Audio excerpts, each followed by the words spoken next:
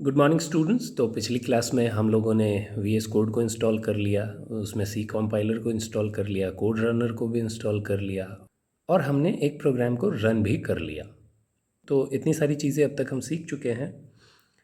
हालांकि कंपोनेंट्स को हमने समझ लिया था, लेकिन मैं सोच रहा हूँ कि एक बार फिर से उस कंपोनेंट को थोड़ा सा और डीप एनालिसिस करके बताऊँ। डीप का मतलब ये नहीं है कि मैं माइनिंग करने वाला हूँ, जितना मैंने पिछली बार बताया था मैं उससे थोड़ा डीप जाने वाला हूँ, दैट्स इट। तो ये कुछ प्रोटोटाइप है उस प्रोग्राम का। ये एग्जैक्ट वो प्रोग्राम नहीं है, पर इससे आपको समझ में आ जाएगा कि हाँ, हमने यही प्रोग्राम किया था। हमने वेरिएबल डिक्लेयर किया था, प्रिंट किया था एंटर 2 नंबर्स। तो वो क्या किया था वो मैंने यहाँ नहीं लिखा। स्कैनएफ फंक्शन को यूज़ करके कैसे किया था वो मैंने यहाँ नहीं लिखा। बाकी ठीक है। तो अब मैं बताऊँ ये क्या क्या चीज़ें हैं, ये मैंने सामने लिख दिया है इन सब के, और वन बाय वन डिस्कस करते हैं। हैश इंक्लूड stdio.h, ये क्या है? ये एक हेडर फाइल है, बता चुका हूँ। लेकिन हेडर फाइल होता क्या है आज ये बताता हूँ। उससे पहले आप ये समझो कि हमने इस प्रोग्राम को अपनी तरफ से क्या बताया है। हमने अपनी तरफ से XYZ बताया है कि हम इसको यूज़ करने वाले हैं, और X की वैल्यू Y की वैल्यू बताई है, और Z में क्या वैल्यू स्टोर होगी वो X और Y पे डिपेंडेंट है। वो यहाँ हमने बताया है कि उस पर क्या ऑपरेशन करके आपको स्टोर करना है। इस ऑपरेशन में क्या किया जाता है ये तो मैंने कहीं पे नहीं बताया। साथ ही साथ प्रिंटएफ क्या होता है मैंने कहीं नहीं बताया, स्कैनएफ क्या होता है मैंने कहीं नहीं बताया। ठीक है, तो ये सारी चीज़ें कंप्यूटर को पहले से कैसे पता थी जी।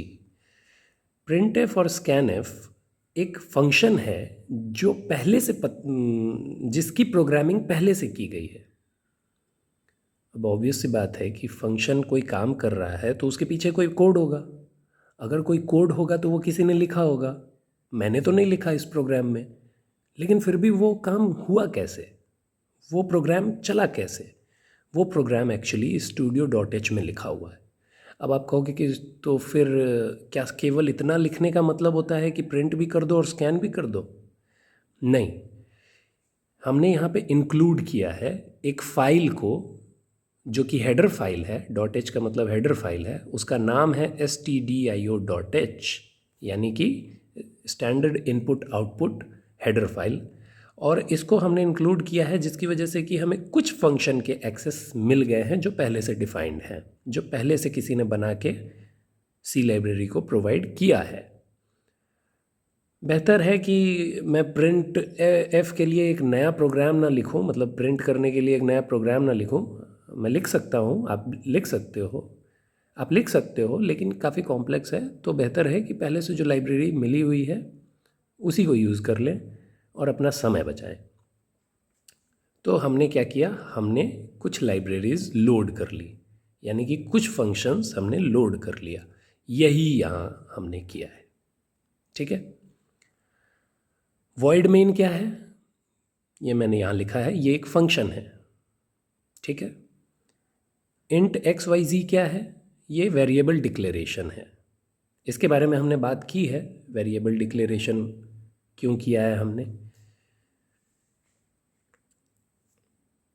अब बात करते हैं कि प्रिंटएफ और स्कैनएफ क्या है। ये दोनों ही एक तरह का फंक्शन कॉल है।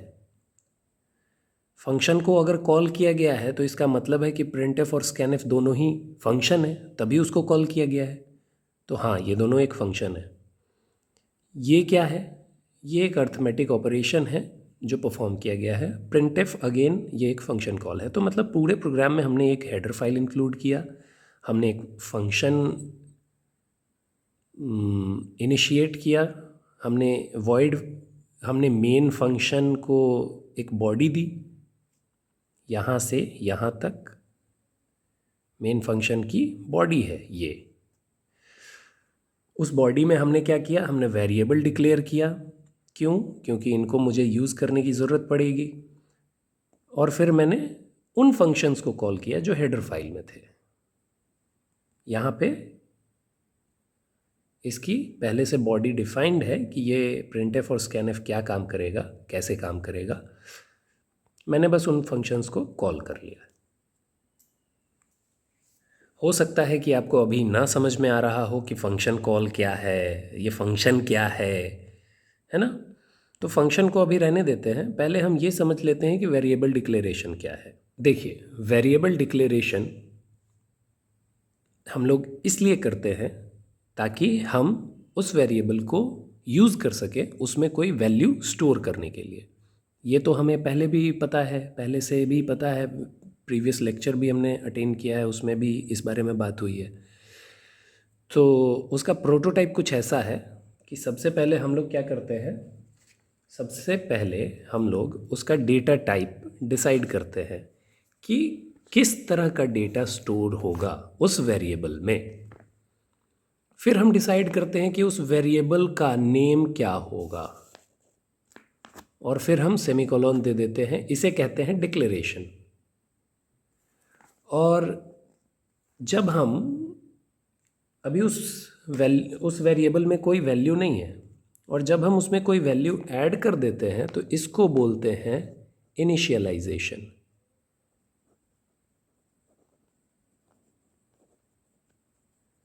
मतलब अब हमने उस वेरिएबल को इनिशियलाइज कर दिया, वेरिएबल इनिशियलाइजेशन कहते हैं इसको। हम लोग ये दोनों काम एक साथ भी कर सकते हैं। हम करेंगे क्या, हम सबसे पहले लिखेंगे, डिसाइड करेंगे कि वो किस तरह का डेटा होगा, मतलब किस टाइप का डेटा होगा। उसके बाद हम लोग उसका नेम डिसाइड करेंगे और वहीं पे इनिशियलाइज कर देंगे जो भी वैल्यू हम उसमें डालना चाहते हैं, 50, 60, 2, 10 व्हाटएवर, और सेमीकोलन दे देंगे। इसको और बेहतर समझने के लिए हम एक एग्जांपल लेते हैं। Int x equals 5। ये वो एग्जांपल है जिसमें मैंने इनिशियलाइजेशन एंड डिक्लेरेशन दोनों साथ में की है, और ये इक्विवेलेंट है इस कोड के जहां मैंने डिक्लेरेशन पहले की है और फिर मैंने इनिशियलाइजेशन की है। यहाँ एक सेमीकोलन होना चाहिए। तो यहाँ मैंने दो स्टेटमेंट यूज़ किया और यहाँ मैंने एक ही स्टेटमेंट में दोनों काम कर दिया। अप्रोच अपना अपना, जो आपको बेहतर लगे उसको चुने। अब क्योंकि वेरिएबल डिक्लेयर करना है तो हर बार हमें इंट से तो काम चलाना नहीं होगा, कभी हमें अलग तरह का डेटा यूज़ करना पड़ सकता है। तो डेटा क्या है, डेटा ही वो वैल्यू है 5। वही वैल्यू को हम कांस्टेंट भी कहते हैं। ऑब्वियस सी बात है, 5 कांस्टेंट है। 5 अपने आप में एक नंबर है जो रिप्रेजेंट करता है एक संख्या को, और 5 की वैल्यू अगर हम 6 कर देंगे तो वो एक अलग नंबर हो जाएगा, वो 5 नहीं रहे, वो फिर अब 6 है। तो कहने का मतलब ये कांस्टेंट है। x में हम कभी 5 स्टोर कर सकते हैं, कभी 6 स्टोर कर सकते हैं। तो x वेरिएबल है क्योंकि इसकी वैल्यू अक्सर चेंज होती रहती है। अब बात करते हैं कि अगर डेटा ही वैल्यू है और वैल्यू ही कांस्टेंट है तो डेटा टाइप क्या हुआ। जितने तरह का कांस्टेंट या वैल्यू आप सोच सकते हो किसी वेरिएबल में रखने का, उतने तरह का डेटा होता है। अब कितने तरह का डेटा हो सकता है, तो कैरेक्टर डेटा हो सकता है, जैसे कि कई बार हम लोगों को चॉइस मिलती है। मेरे पास ऑप्शन आता है जब अपडेट का, और वहाँ पे लिखा होता है कि 150 MB is going to be used, और मुझे रिस्पॉन्ड करना होता है y या n। तो वहाँ पे कैरेक्टर होता है, मैं यस दूंगा, वो एक कैरेक्टर है। तो वहाँ पे मैं y इनपुट दूंगा और y एक कैरेक्टर है, ठीक है। तो वहाँ ऐसे वेरिएबल्स के लिए, ऐसी वैल्यूज़ के लिए हम कैर यूज़ करते हैं प्रोग्रामिंग में, और इसका मतलब होता है कैरेक्टर। ABC व्हाटएवर, हम लोग कुछ भी यूज़ कर सकते हैं। इवन हम लोग यहाँ डिजिट्स को भी यूज़ कर सकते हैं, लेकिन वो एक कैरेक्टर की तरह ट्रीट होगा। तो ऐसे ABC हम कुछ भी ले सकते हैं। इंटीजर, इंट, यानी कि इंट जो मैं उतनी देर से लिख रहा हूँ वो इंटीजर के लिए है, और लेट्स से कि एक वैल्यू है R num means roll number, तो रोल नंबर हमेशा इंटीजर ही होगा। कभी भी किसी का रोल नंबर आपने सुना है कि 2.5? नहीं, या तो रोल नंबर 2 होगा या 3 होगा, इंटीजर वैल्यू होगी। इसलिए लेट्स से किसी का रोल नंबर 50 है, ऐसे सिचुएशन में हम इंटीजर वैल्यू को इंटीजर डेटा टाइप को यूज़ करते हैं। ऐसे ही जब मैं किसी का नाम कहीं स्टोर करना चाहता हूँ, मोहन, तो इसमें एक कैरेक्टर तो है नहीं, मल्टीपल कैरेक्टर्स हैं एक साथ, तो ऐसे कैरेक्टर्स को हम लोग स्ट्रिंग बोलते हैं और यूज़ कर सकते हैं। इसी तरह एक फ्लोटिंग नंबर होता है जो कि डेसिमल के फॉर्म में हम यूज़ करते हैं। इसी फ्लोटिंग नंबर को जब हम, इसकी कैपेसिटी एक्चुअली ना एक लिमिटेड रेंज तक है कि आप इतने तक ही फ्लोट यूज़ कर सकते हो। डबल जब आप कर देते हो तो उसकी कैपेसिटी डबल हो जाती है।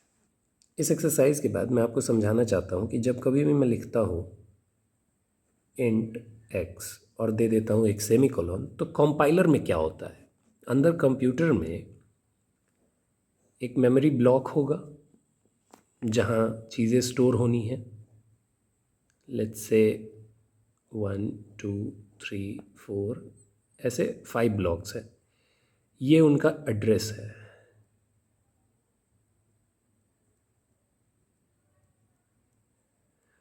अब जैसे ही मैंने इंट एक्स डिक्लेयर किया, कंप्यूटर ने क्या किया, एक रैंडम एड्रेस उठा लिया, लेट्स से इसको उठा लिया उसने, और इसको उसने रिजर्व कर दिया।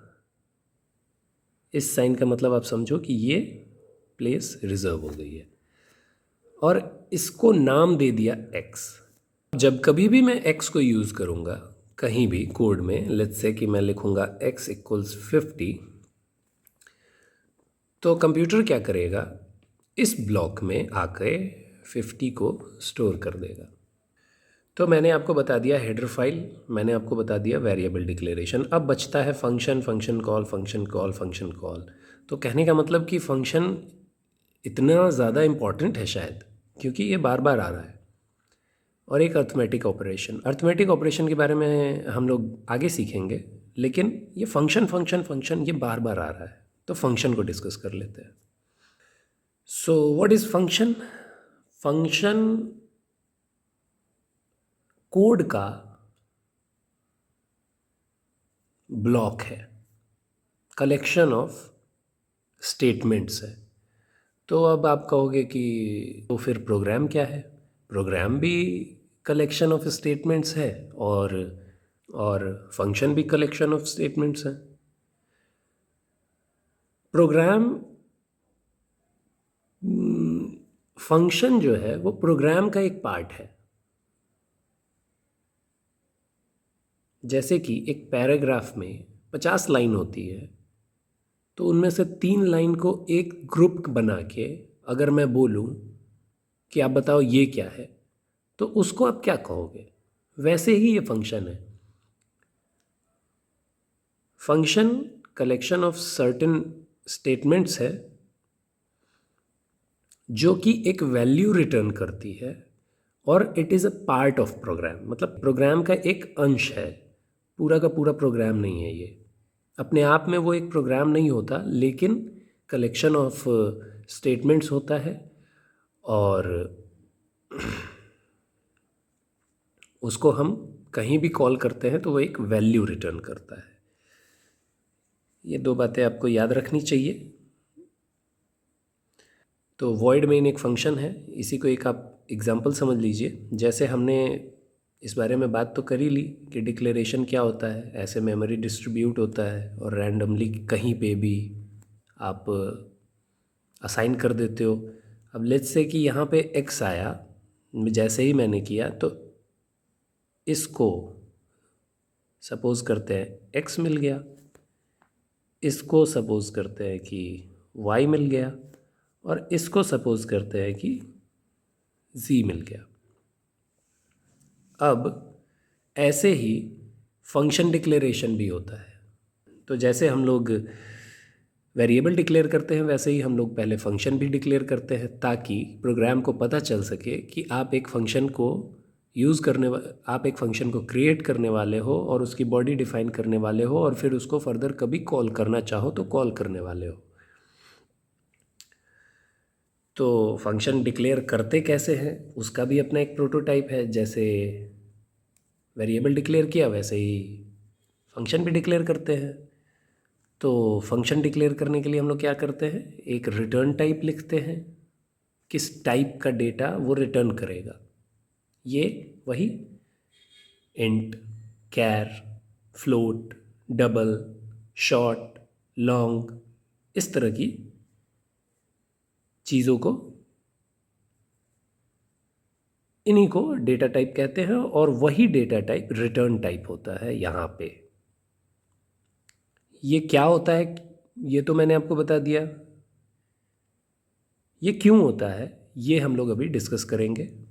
लेकिन अभी आप प्रोटोटाइप देखिए, रिटर्न टाइप, उसके बाद फंक्शन का नेम, एफ नेम मतलब फंक्शन नेम, उसके बाद ये पैरेंथेसिस, ये ब्रैकेट, इसके अंदर हम जो भी लिखेंगे वो पासिंग आर्ग्यूमेंट होगा,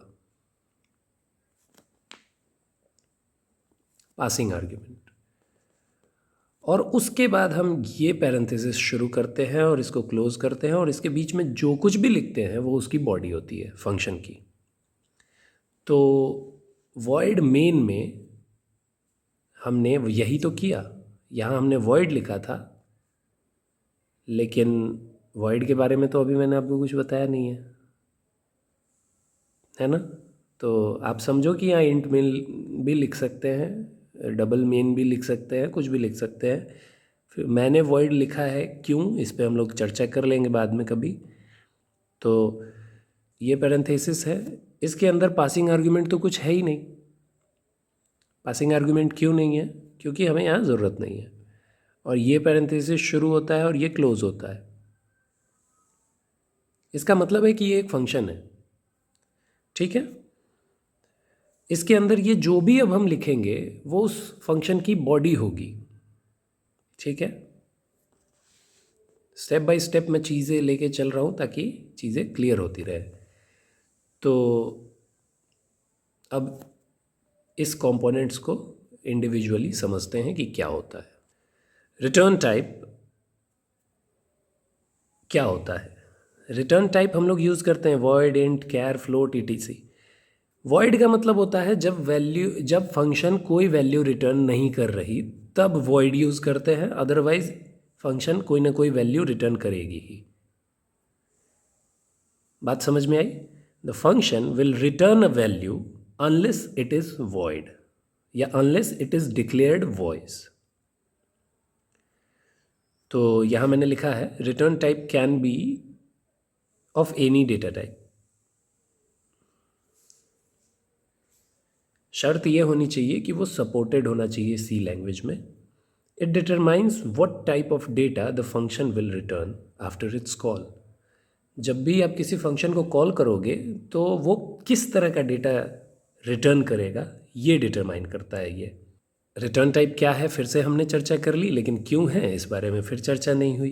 करते हैं। अब फंक्शन नेम क्या है, ये क्यों होता है?